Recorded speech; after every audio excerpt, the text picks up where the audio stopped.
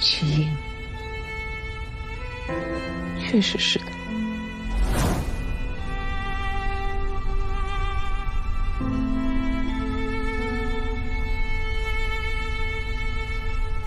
你确定不通知孩子的父亲过来吗？不通知。我希望他永远不知道。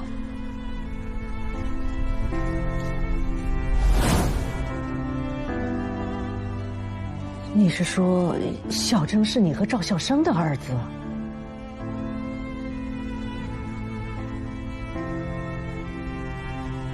你不是跟我说，当年同学会之后，小白，我骗了你。当年我跟赵小生离婚之后，才发现自己已经怀孕几个月了。我当时真的特别害怕，我怕赵小生知道，他要是知道了，一定会把小征从我身边抢走的。所以我不能告诉任何人小征的真实身份，包括你。这个秘密一埋就是几十年。我本来以为我不说，谁都不会知道，可我怎么都没有想到，事情会走到今天这一步。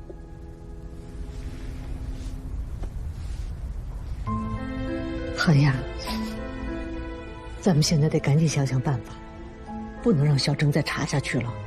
这不就是在查自己的亲生父亲吗？难道非要等到小征拿着手枪顶着他爸爸脑袋的那一天吗？那不就是大逆不道吗？还有你，这件事除了我，你可谁也别说了。你传出去，流言蜚语就起来了，对你的工作会有影响的。小白，你不恨我吗？我怎么能恨你呢？要恨也恨那个赵孝生，都是因为他，是让他害的。小白，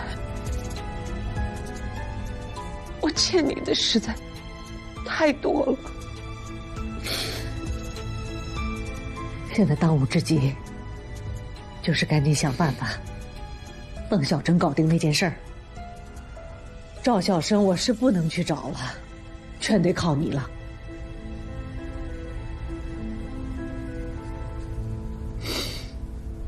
你放心。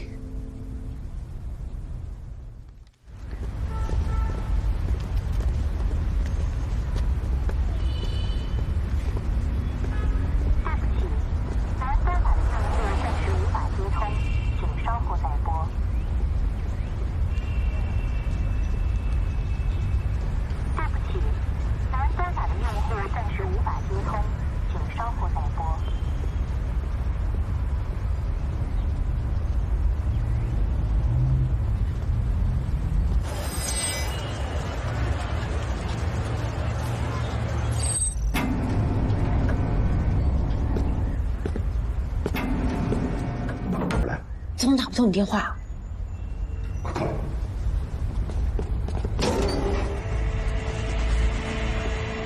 老张，通知大家天黑之前搬家。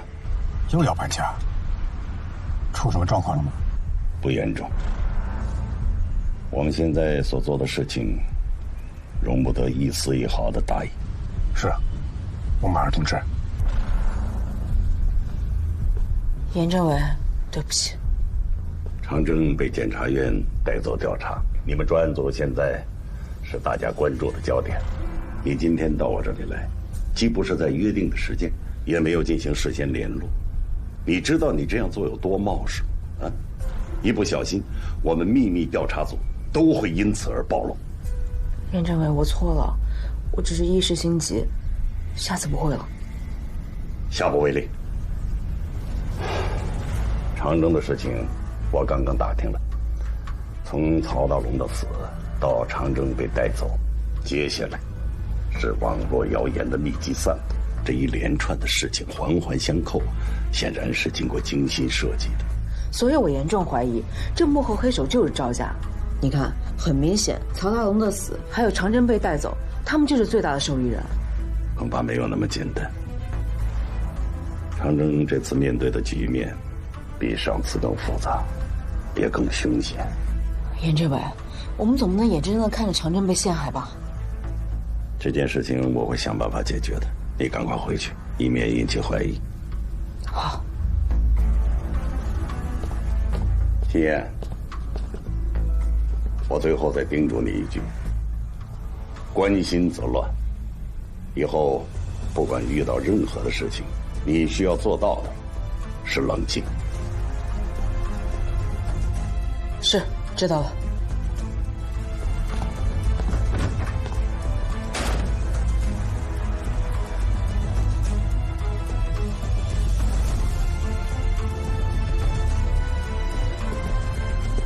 老杨，有一个重要的情况需要向你反映一下，是关于长征的。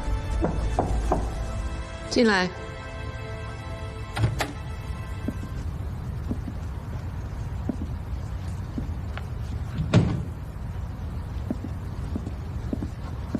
韩市长，您找我？老秦，坐。哎。我想问问，长征那个案子，检察院的调查有什么新的进展吗？暂时还没有。现在上上下下都很关注这案子，所以检察院方面处理的也很谨慎。我挺意外的，本以为放了曹大龙，事情能够告一段落，没想到又生出这么多的末节来。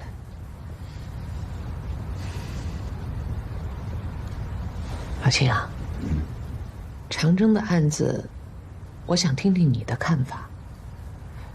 你认为，长征作为一个警察，会知法犯法？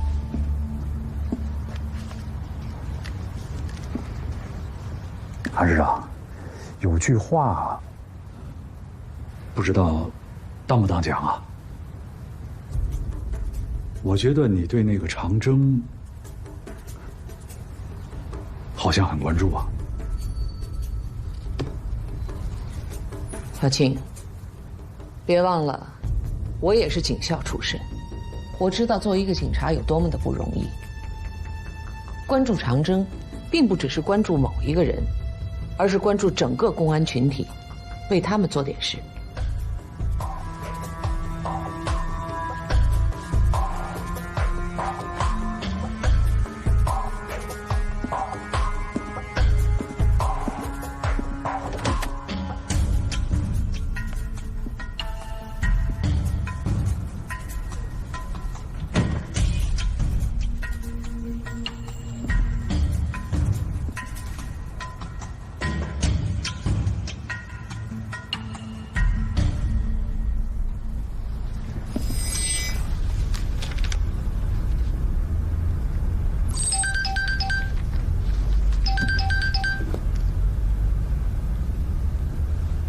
老杨，国华，关于你反映的这些情况，我们召开紧急会议进行了沟通。长征这条明线的调查工作，对于秘密调查组非常重要。他这次被举报违法办案，疑点重重，很有可能是赵家人及其保护伞对长征的又一次构陷。今天下午，昌武市政府分别给我们厅和省检察院发了函。希望我们能够派人员到昌武，跟当地的公检法机关成立联合调查组。我们也跟省检察院碰了头，一致决定立即成立由省公安厅和昌武市人民检察院组成的联合专案组，对长征的案子进行深入调查。联合专案组的组长由你担任。另外，昌武市检察院的肖晨同志此前直接负责本案，所以可以将他招进我们的联合调查小组。省公安厅的正式公函已经发出。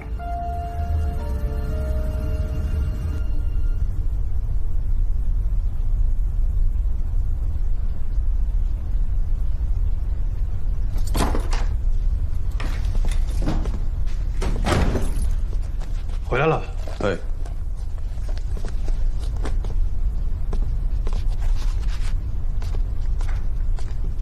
我妈呢？啊，你妈跳广场舞去了。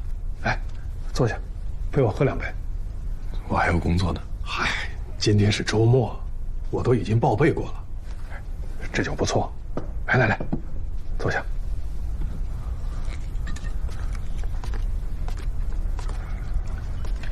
怎么样？程真的案子有把握吗？哦，我说你为什么找我喝酒呢？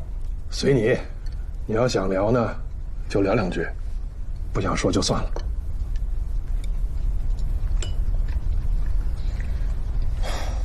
怎么说呢？其实我觉得案件本身并不复杂，复杂的是外部环境。怎么讲？现在网络上把这件事情炒得沸沸扬扬，舆论也一边倒的大肆攻击长征，大有一副不把他拉下马誓不罢休的架势，这对办案人员影响特别大，仿佛不给长征定罪就是不顺从民意。但是真正的民意是这样吗？我不这么认为。那你认为，什么才是真正的民意？真正的民意就2个字：真相。行，有点长进。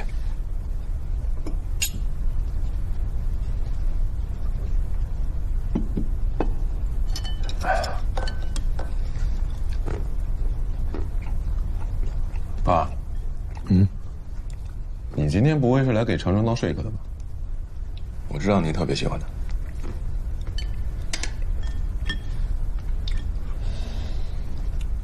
小陈啊，爸对你的要求是秉公执法，你往后的路还很长，我希望你每一步都走对。有时候一步走错了，想要回头就难了。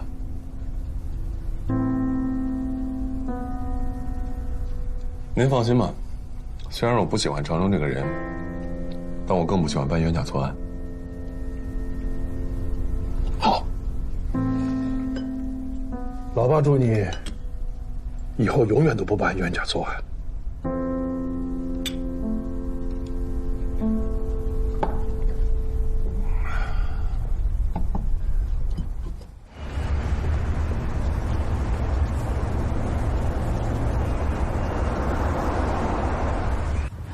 小陈，这位就是省公安厅派来的严国华同志，是这次联合专案组的组长。这位是我们检察院第1检察部的肖晨。严组长，你好。这位是滨西刑侦大队的金燕同志，我们认识。哦，我来之前先去了一趟滨西刑侦大队了解情况。小金听说我要到检察院来，就主动提出要给我当司机。哦，对了，关于长征的案子，有些情况他要跟你沟通一下。那行，你们俩先聊着，我跟严政委还有点事儿。来，去我办公室吧。好。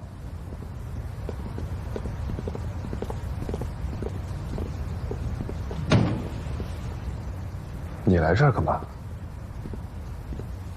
你又不接我电话，那我只能找上门了呀。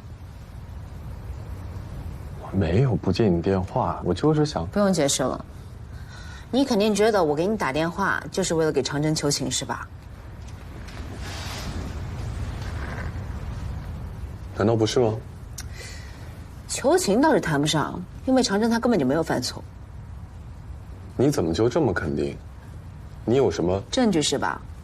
我没有证据，但是我亲眼看着曹大龙安然无恙地从审讯室出来，而且我跟长征在一起工作那么长时间，他是什么样的人我心里清楚，我相信他。小陈，我知道之前因为你师傅的事情，你一直对长征没什么好感，但是你反过来想想，其实你师傅还有长征明明就是同种人，他们较真认死理，为了追求真相，哪怕在险境里也不会放弃。所以，你如果真的敬重你的师傅，就不该对长征有偏见。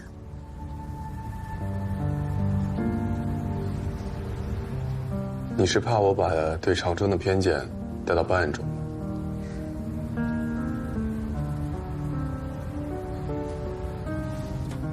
放心吧，我萧晨没那么狭隘。更何况，如果我真这样做了，那叫徇私枉法，不仅对不起我师父，更对不起我穿的制服。对不起，还有，谢谢你。怎么又是对不起，又是谢谢我的？对不起，我是帮自己说的。谢谢你，是帮长征说的。行，那对不起，我接受了。后一句就免了吧。那我代表滨西刑侦大队的所有警员向萧检察官致谢。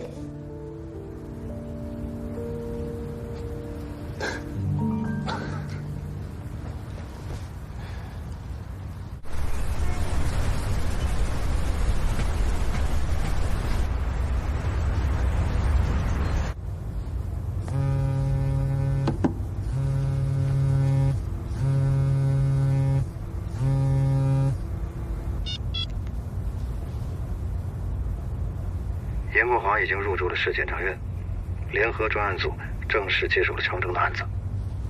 知道了。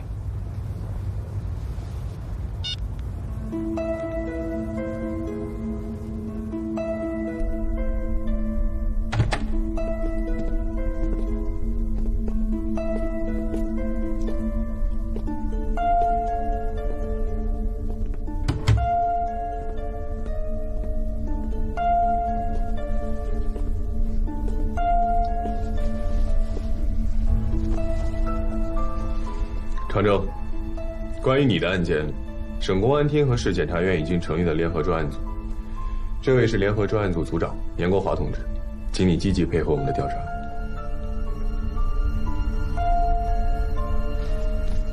长征，你把讯问曹大龙的过程跟我们详细的描述一遍。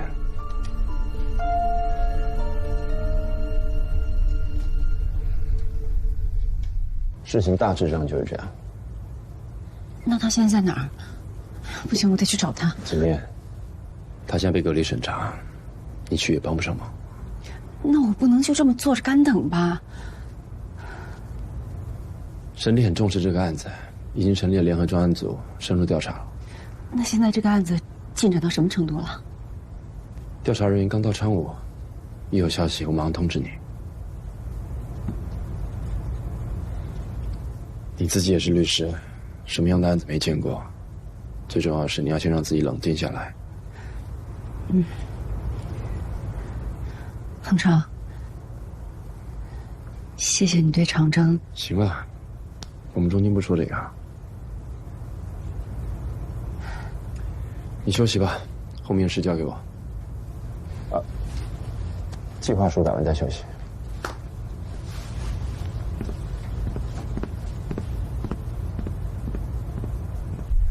林宇，讯问曹大龙当天，长征是不是让你守在讯问室外？是。他为什么那么做？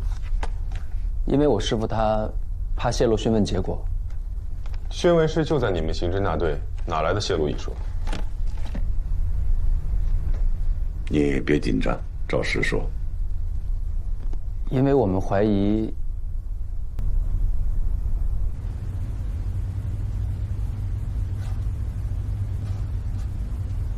根据目前的情况看，长征有可能是被人下了套。接下来，我们要重点核查3个事实：第一，曹大龙究竟是不是死于自杀；第二，他的身上有没有留下刑讯逼供的痕迹；第三，网络上散播的有关长征收受贿赂的举报是否属实。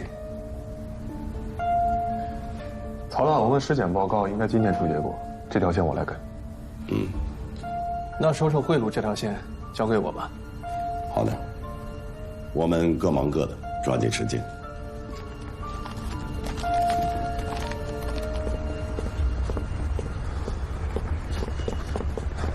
高刚回来啊？是啊，你去哪儿？哎呦，书记的，慢点啊。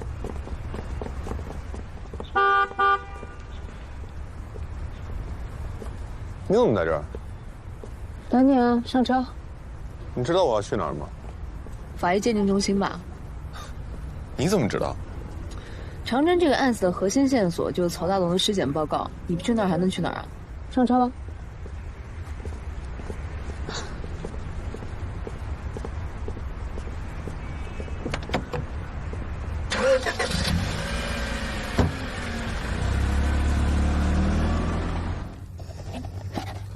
给你买了些意面，还有沙拉。谢谢。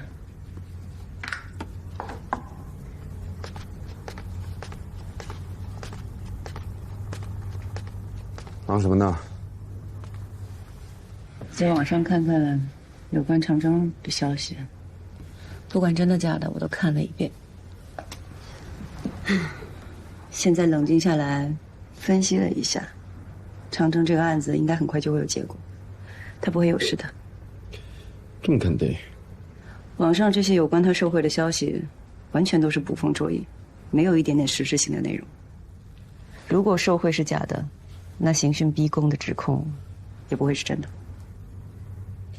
真下了功夫啊！我现在能为他做的，好像也只有这些吧。既然不用担心，那吃饭吧。吃。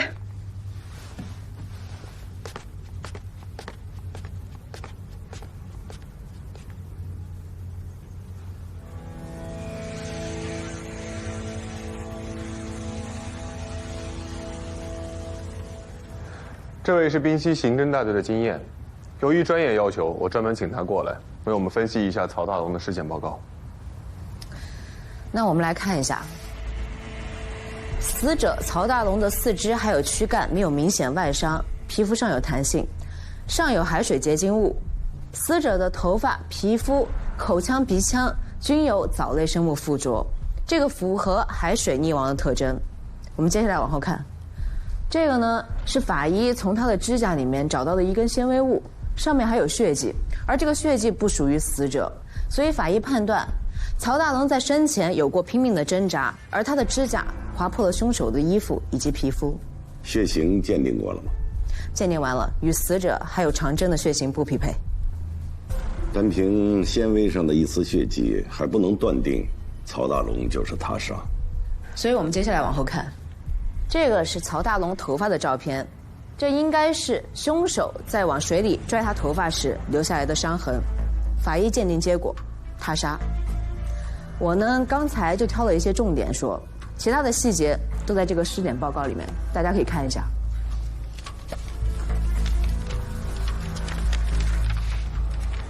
我还要补充一点，尸检报告里面也写了，曹大龙的死亡时间是在当晚的11点左右，而那个时候我和长征正在大桥派出所，派出所的治安队长郝大志以及当时在场的所有民警都可以为他作证。太好了。小罗，马上带人去一趟大桥派出所，做一下取证工作。好的。我现在有一个好消息要告诉你们，关于长征收受贿赂的问题已经查清楚了。是恶意攻击吧？现在可以确认，所谓网络上的爆料纯属于捏造和构陷。刘源，说说你们调查的情况。好，我们找到了。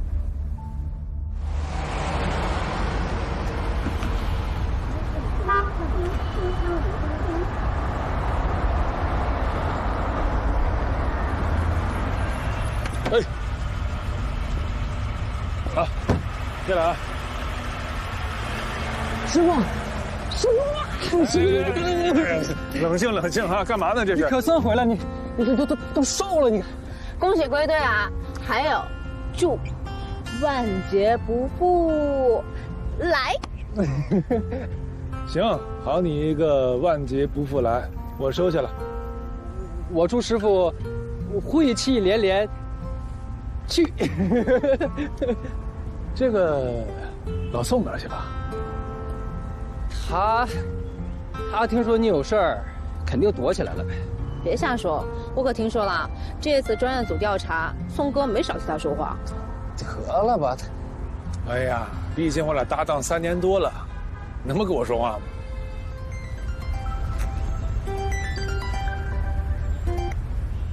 小姐，现在可是上班时间，不在岗位上，在哪儿瞎混呢？小姐，我这前脚刚刚放出来，您电话就追来了。行了，别废话，赶紧到我这儿来一趟。是。小姐找我。来，走吧。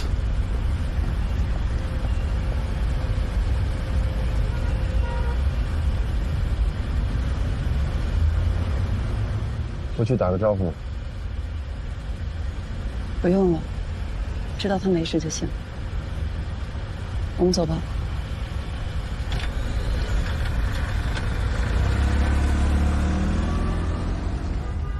好的，好的，你们辛苦了。我代表市委市政府向你们表示慰问。谢谢。好，再见。我就相信这孩子是被冤枉的。我嘞也是向韩市长汇报长征一案的调查结果的。看来你已经知道了。市检察院的许斌检察长刚刚给我打了电话，说了这事儿。哦，好，那就好。老青，你再敦促一下公安局方面，让他们发布一个官方的通报，把长征一案的调查结果尽快向社会发布，让公众知晓，这样才能真正的平息谣言。好，我马上去办。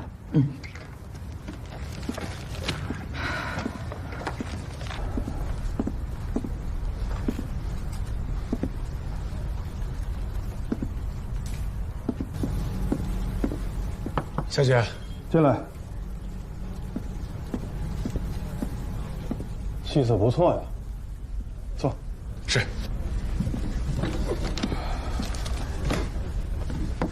找我来什么事？是这样啊，经过局里研究决定，恢复你所有的职务，包括游艇爆炸案专案组组长。我就想听听你的想法，接下来有什么打算？打算是什么意思？这么说吧，这个游艇爆炸案，你还有没有信心查下去？那肯定得查下去。你就不怕再被人算计？这我跟你说实话，我现在生怕他们不再算计我。说说。您看啊，他们越这么往死里整我，越说明我们的侦查方向对了，戳到他们痛处了，他们才会这么隔三差五的往死整我，对吧？他们出手的次数越多，他露出破绽的几率就越大。可是曹大龙现在已经死了，你所有的线索都已经断了，那就从头再查呗。怎么办呢？反正这个事儿他只要干过，肯定会留下痕迹。我们只要用心查，肯定会有线索。我怎么觉着你小子进去这么一趟，底气反而更足了呢？这叫大血压轻松，轻松挺且直。还学油了？这都谁教你的？那跟师傅学的呗。行了，你的态度和决心我知道了，跑去吧。是，那我先走了。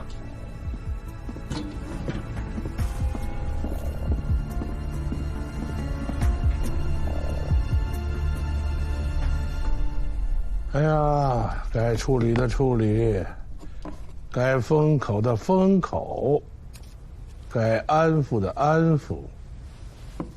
你的这番操作呀，比我预期的要好。不过你也不要怪老大老三他们在网上这种愚蠢行为，即便他们不这么做，警察也能查出曹大龙的死因。严华来的时候我就有预感了。哎呀，这一局啊，我们没有输。虽然没把长征拉下马，但曹大龙这个软肋，我们把他拿掉了。你看，曹大龙既是凶手，又是唯一的证人，现在他人不在了，所以长征在翻当年那个案子，几乎就是零。我的目的就是这样，我也没有想要对长征怎么样。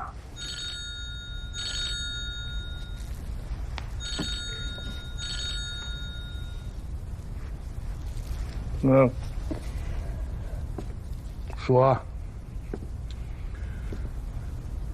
啊，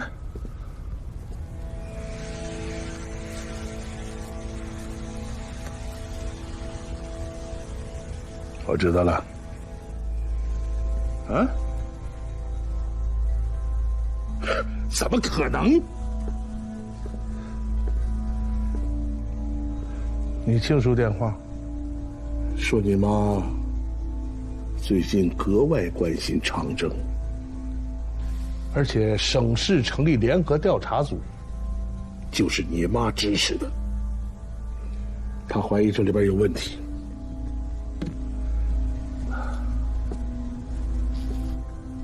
什么问题？什么问题？哎，你说他问我，说这个长征会不会是韩亚的儿子？不会吗？哎呦我天，疯了！嗨，就即便当天他怀上了，我怎么可能让他带走赵家的种呢？爸，你常说不怕一万就怕万一，没有万一。嗨，我告诉你，你妈这个人我太了解了，让她为赵家生孩子比登天都难。唉，那我这是……不，你妈怀你的时候吧，我们的关系还没有发展到那种程度。哦，哎，你知道我为什么会同意和你母亲离婚吗？不是被人发现你在外面两个私生子吗？那是我故意让他发现的。老四啊，你不知道啊，当时啊，我们赵家的生意做得非常非常大，这里边很多事情，我告诉你都是见不得光的。如果你妈知道了，肯定会去检举我。当时你不知道啊，你妈年轻、漂亮，又聪明又有魄力啊，一门心思往上爬，她怎么可能让我做她的绊脚石呢？影响她的仕途呢？所以你妈是个彻头彻尾的利己主义者。她跟你那几个哥哥的母亲根本不一样，他们呢根本就兴不起风浪，更翻不了赵家这艘大船。所以你妈是最危险的。所以你妈呀，行，爸，这些我都不在意，我在意的是田国华。这些我都不在意，我在意的是田国华。什么严国华？我就不理解，这个长征对我们赵家的这个劲是从哪来的？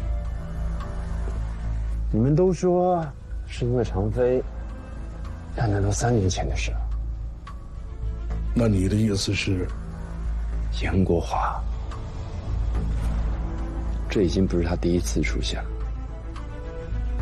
上次游艇爆炸案，他也来了，2次的出现都帮长征化险为夷。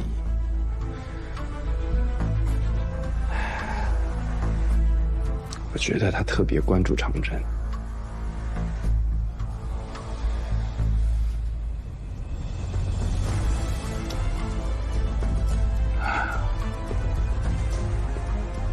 他关注长征，就等于关注我们赵家呀。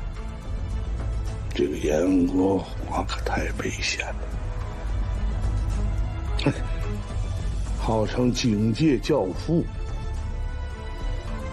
所以你要格外小心。你想请严国华吃饭？是啊，他一来昌武就还了长征清白，还帮副市长您在公众面前保持了清廉公正的形象，又帮了林阿姨这么大的忙。按你说的，好像我们走了他后门一样。妈，他确实帮林阿姨解决了很大的问题，又是您的老同学了，这饭不该请吗？那你这么积极，是不是有什么事儿要找他？我才刚决定回国发展，身为律师，不应该多认识一些人吗？酒店我都已经安排好了。去外面吃，国华不会去，我也不方便，还得是家宴。家宴？您还会做菜啊？我是不会做菜，可你林阿姨不但做的一手好菜，而且去她家吃，不也合情合理吗？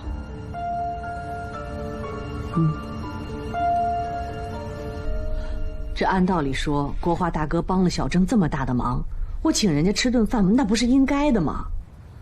可小郑的脾气你还不知道，他万一要是知道了，又得埋怨我替他走后门，拉关系。那不让小郑知道不就行了吗？再说了，如果真的他知道了，有什么想法，那思想工作我来做。毕竟国华跟常飞是交情不浅的老朋友，他去家里看看你们，留他吃顿饭，这不也是很正常的事吗？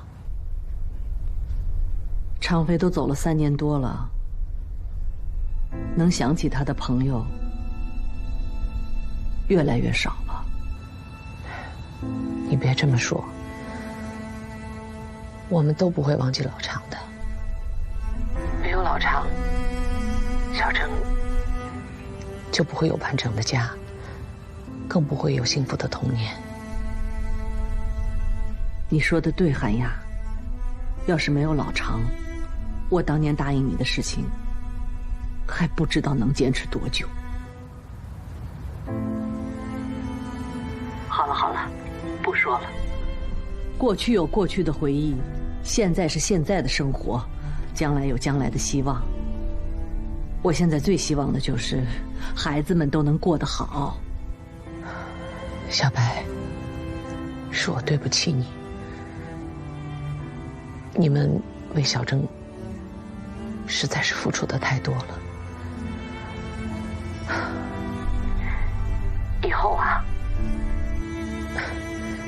以后所有的事情都交给我啊，外面出了什么事情都由我来操办，你就不要操心了，好吗？不一直都是这样的吗？那这次你就还是听我的呗。好吧，那你来安排，你定时间，定好了告诉我，我准备几个拿手菜。好。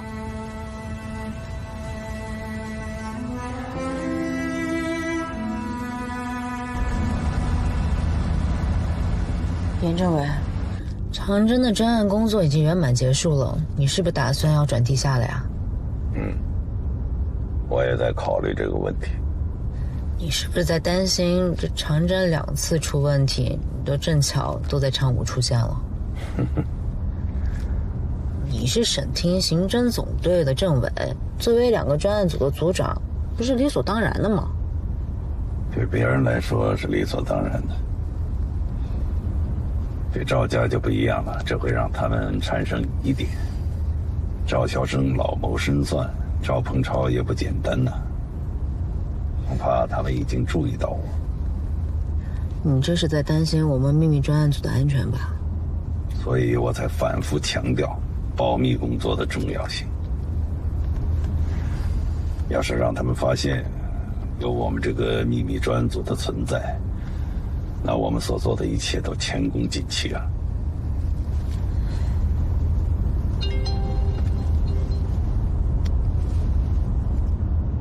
老严，我是韩亚，方便回个电话吗？姐，在前面的路口把我放下。好。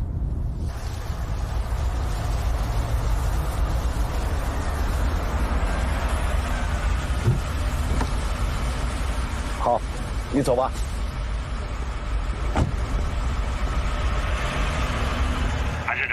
您好，国华，老同学了，你这么叫我可就生分了啊。好好，那还叫你韩亚，找我有什么事？我知道你人在昌武，想请你吃顿饭。哎，你先别急着拒绝我，我不会在公开场合请你的，就是一顿普通的家宴。家宴？对啊，就长征妈妈家，林白，你还记得吧？当然记得，常妃的夫人嘛。她请我吃饭，长征知道。吃饭的事儿没告诉长征，林白说，他把这种饭啊视为托关系走后门。这小子够轴的啊！哈哈，那我保密。你答应了？有吃有喝的，我当然去。啊，好，我准时到。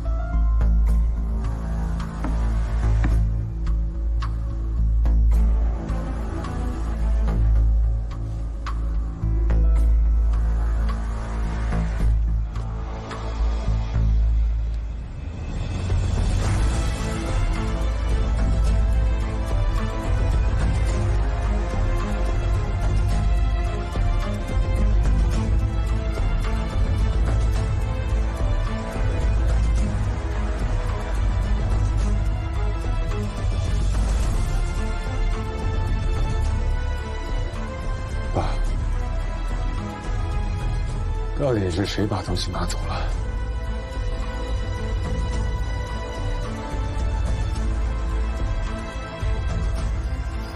来，国华大哥，快坐，快坐。好好，辛苦辛苦辛苦，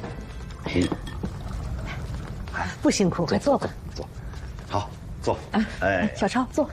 哎，严叔，我知道您没报备不能喝酒，是我们自家带的茶叶，您喝看看。好，这茶叶挺贵吧？啊，不贵，不值几个钱。都是吃完饭喜欢的话带几盒回去。喜欢喜欢，我每天早晨都要喝一杯茶，不过带回去可不行啊，那我就算受贿了。都这么多年了，国华大哥还那么幽默，是不是韩亚？这职业病了，干我们这行的，只有做到滴水不漏，才能够防止别人钻了空子。严叔，这次回国，我就计划能够在国内发展。接下来有很多事情还要麻烦严叔啊。你最好不要麻烦我。你们忘了我是干什么的了？大名鼎鼎刑侦总队的政委，谁敢忘啊？对，刑侦，刑事侦查。我打个比方啊，比方说，这个彭超，要是做了违法乱纪的事儿，啊，到了要负刑事责任的高度，那我就是想帮忙我也帮不上啊，是不是？其实我是给你提个醒儿，哎，这孩子从国外回来，在国外待的时间长了，对中国的事情还不太了解，我这是为你好啊。明白，完全明白。真的明白了？真的。我在澳洲有个朋友是非常有名的外科医师，也跟您说一样的话，希望我们别麻烦到他，因为他专门做的就是开刀切肿瘤。你看看，到底是喝过洋墨水就是不一样啊！我倒听说彭超一回来，啊，这个赵家的企业就像枯树发了新芽啊，一转眼的功夫。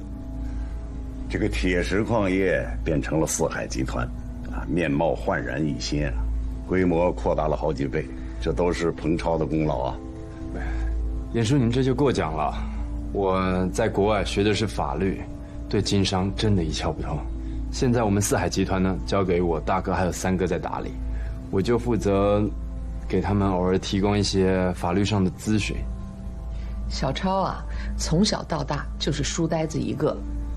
那生意场上道道多了，他哪懂啊？是这样。别光说话了，吃菜呀！好，来，干一杯。好，来，辛苦了啊！谢谢林阿姨，不辛苦。吃菜啊？还是别客气啊！吃菜，快吃。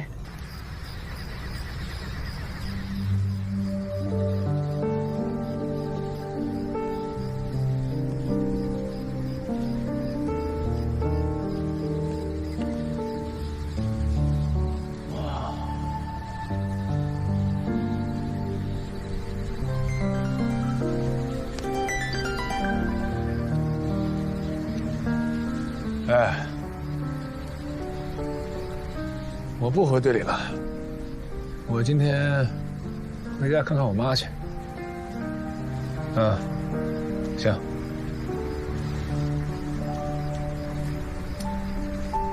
啊，不陪你了啊，今天回家看看妈去。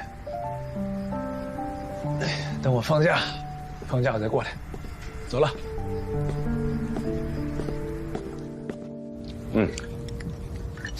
严叔，哎，这杯我敬您。这又是怎么个说法呢？这杯呢，替长征敬您的。他这2次被人陷害诬告，您都专程从省城赶来昌武，把他捞出来，这恩情连我都嫉妒了。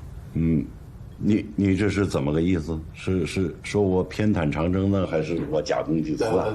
绝没这个意思啊。是这样。长征这2次的事情，其实跟我们赵家有点牵连。当然，严叔您的秉公执法帮了我们赵家很大的忙，也帮林阿姨非常大的忙。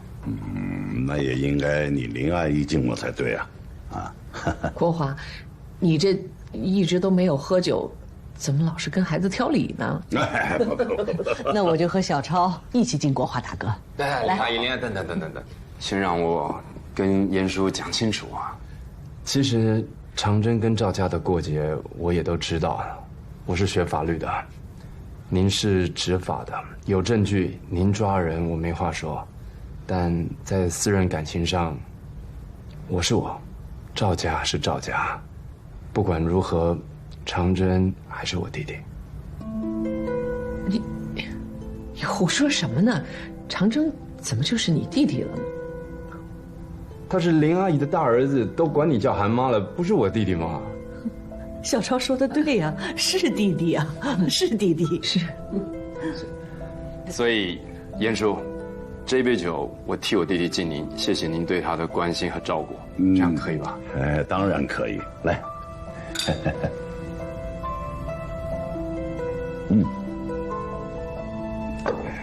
来吃菜。好。去趟洗手间。好。来，吃菜啊？来，韩亚。哎，啊，明白。谢谢。明白的手艺，真的是越来越好。好吃，好吃。吃啊，别客气，多吃点。妈，我回来了啊。哎，严政委，韩妈，你们都在这儿啊？啊，在家做饭也不跟我说啊。我看看，做什么好吃的？是我把你严政委给叫来的，他不是这几天正好在长舞吗？我们老同学好久都没见了。啊，韩妈，咱们也好久没见了。是啊。嘿，哎，这还有个人啊。哦，你韩妈带着儿子一起来的。哦，带儿子来的。哎，赵鹏超啊。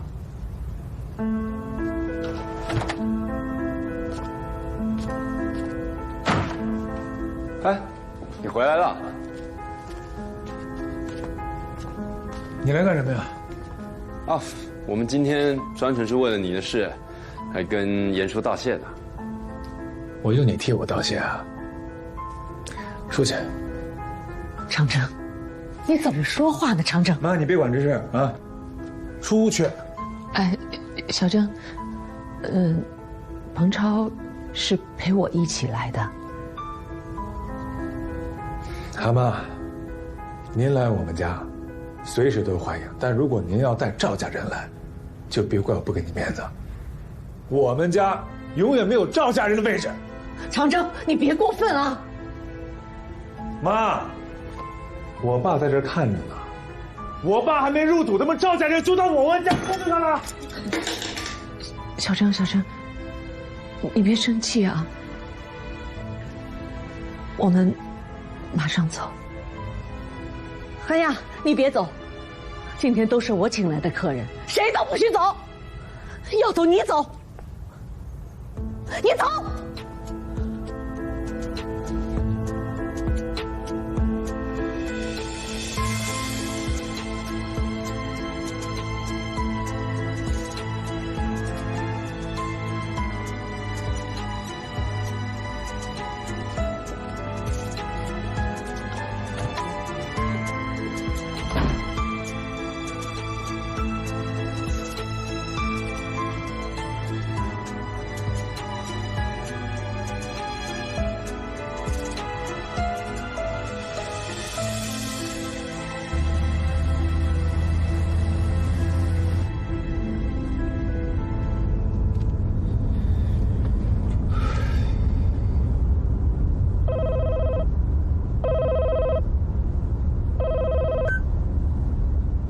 严政委，查着。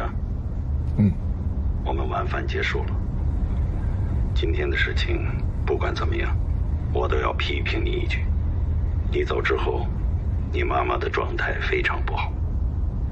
你给她打个电话，道个歉吧。我知道了，严政委，谢谢啊。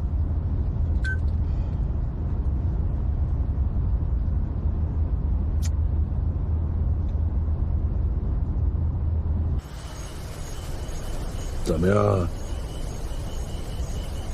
今天这顿饭，严国华老谋深算，深藏不露。怎么你输了？平手吧。可以啊，第一次交手能打成平局，不错啊。他今天表面看起来轻轻松松的，但其实心里还是踩着那个底线。我感觉出他对我的试探是有充分准备的。你现在明白了吧？我和他30多年的交往，为什么一直泾渭分明？我对他示好，他真的油盐不进。可是，一提到长征，他马上就表达出这种明确的保护信号。那你的意思是他在背后支持长征？我不知道，我们没聊那么深，而且我也不敢过度的试探。但有一点我敢肯定，如果两家人要他选，他肯定站他们那里。我想，他关注我们家应该也不是1、2天的事了。哎呀，以他现在的身份，如果他死盯住赵家，恐怕……爸，我在想，我们是不是应该要提早部署应对方案了？你现在有吗？之前在澳洲的时候，我跟技术就有讨论过并购当地铁矿石公司的可能性。这阵子，他也在考察相关的企业。有下文吗？有一个澳洲的9B9铁矿石公司。怎么你想收购这家公司啊？通过并购获得海外市场，同时也能让我们四海集团做大做强，增加国际的知名度。这对我们家的安全系数也会相对的提高。你不要总给我画饼，直接说冲击的事情。其实这就是一种资产转移，只要我们合规合法的走完所有的程序，到时候我们就可以正大光明的将我们家全部的资产转移到澳洲去。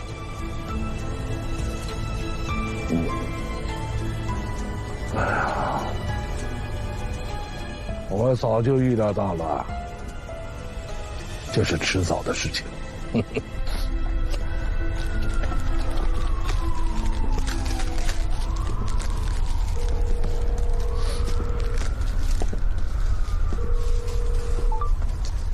嘿，还给我挂了。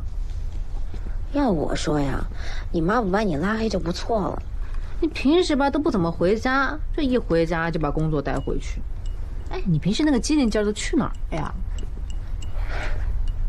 嘿，怎么？那你妈没招了呀？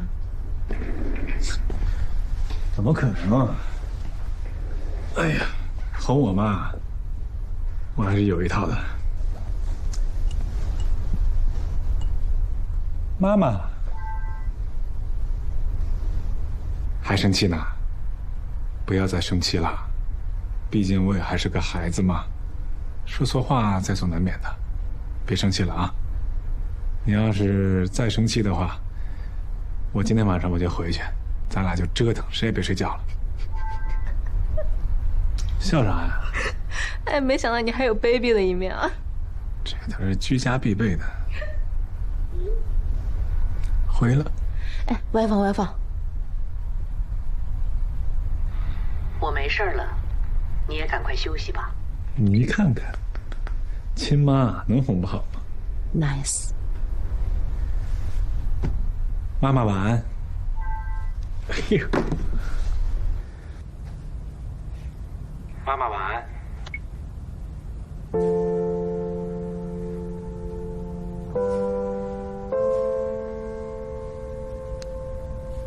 妈妈晚安。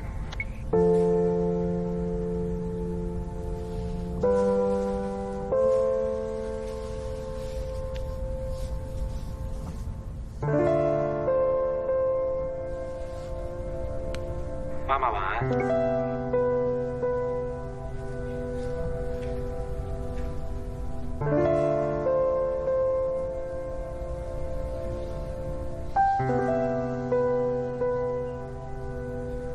爸，你应该知道我的用意啊。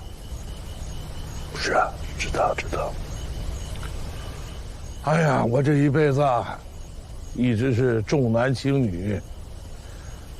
谁知道，在赵家，女人是进不了户口本的，不管是老婆还是女儿。但是，你妈却例外，因为她是我唯一上心的女人。知道为什么这么做吗？因为女人很麻烦，干不了什么大事儿，相反，还要考虑他们的安全。你知道，当我们赵家赚了第1桶金的时候，安全这2个字就像紧箍咒一样，紧紧地箍在了我的头上。确实，那个时候我就知道，我没有退路。包括你们哥几个。哎呀，你那几个哥哥的母亲呐，说实话，没什么文化，更谈不上什么修养。哎，你想，这样的基因繁衍出来的后代能有后劲吗？但是你的母亲例外啊。读书的时候，就是学霸，走向社会，无论从情商还是智商，都高人一筹。他能赢得现在这个位置，也是我预料之中的事情。可惜啊，赵家没能留住他。不过还好，你却继承了他和我的优秀基因啊，所以你就是我们赵家的唯一希望。我呀，为自己，为赵家想过很多种结局，当然也想过远走他乡，啊，总比留在这儿被抄家坐牢要强，是吧？那么既然你现在已经计划好了，那你就放手去做吧。过几天我不是过寿吗？借这个机会把纪律请过来，坐下，好好唠一唠。我正想跟你说这事，我也是这么想的。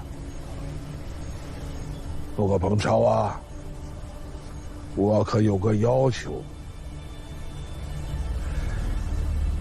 澳洲当然是你的地盘了，到了那儿以后，你的2个哥哥，当然也包括我，生活条件各个方面绝不能比昌武差，这一点你必须要保证。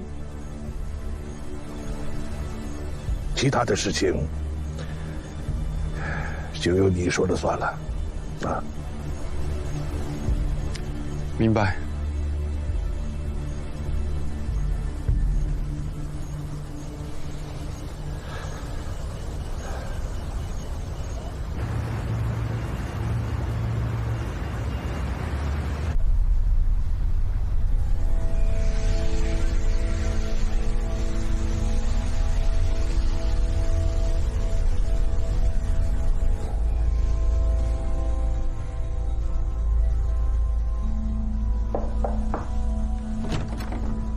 司官，说，这是小娇，还记得你跟我抱怨英雄无用武之地的时候，我怎么告诉你的吗？当然记得。你说我们终究要回到澳洲去，那里才是我们施展拳脚的地方。时候到了。真的？这上面标记的就是我们接下来的布局。酒店、旅游、物流、矿业，还有畜牧，这么大的布局，得投多少钱啊？那不得是天文数字？所以我需要你啊，帮我清算一下集团的资产，可以动用多少现金？另外，家里的资产可以换到多少现金？明白。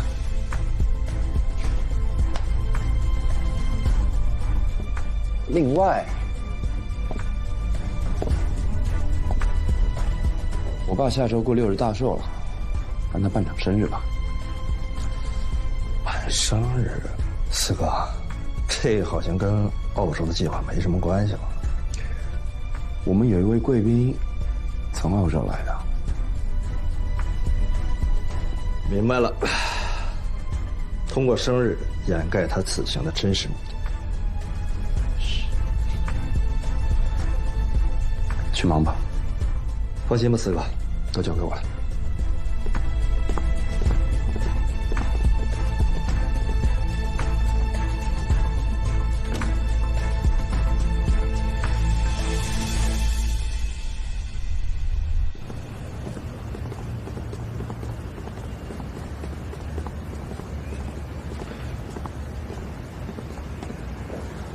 发出来了。涛哥，我还有点事儿，你先回去吧。今天我就不坐你车了。行，那不管你了啊。说话慢点，涛哥。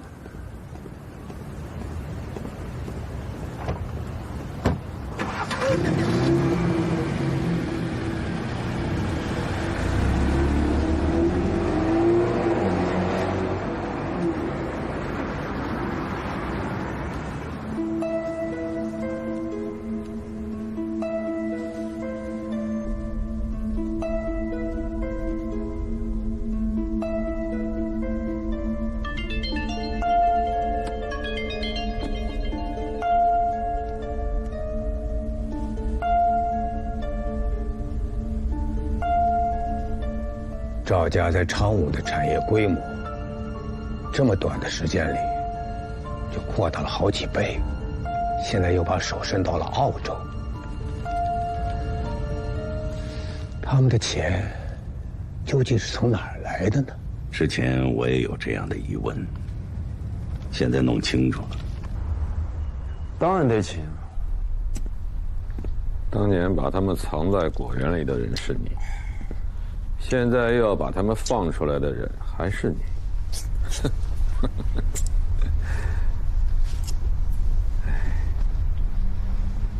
这是爸60大寿，这么重要场合能不请他们吗？他们要是有一人不高兴，跟我们闹起来，谁能收场？三哥，那都你兄弟，要不你安排一下吧？好啊，没问题啊。不过，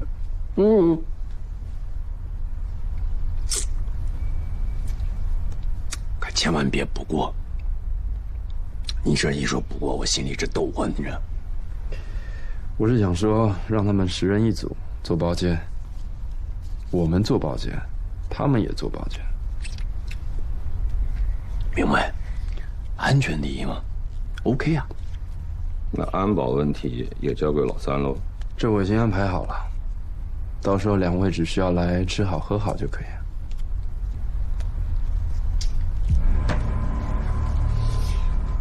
我就是个残废，什么也干不了。这样安排挺好。老四，辛苦你了。我听大哥的。辛苦了，老四。辛苦了。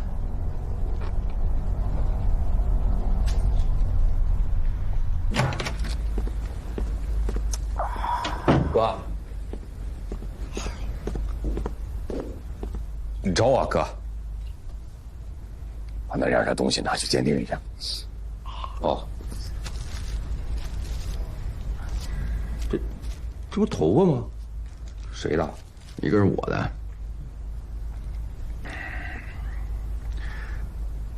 另一个是丫丫的。哥，你这是要做亲子鉴定啊？能不能小点声？哦，对，不是哥，那老爷子一直让你做，你都不肯，那咋就突然改主意了呢？过2天老爷子不是60大寿吗？老四把该叫来的人都叫来了，觉得这是个好机会。如果丫丫是我的，我就借这个场合，逼着老爷子把这个孙女给认了。哎哥，那要是丫丫不是你种咋整啊？你是在找死吗？那我先去了啊。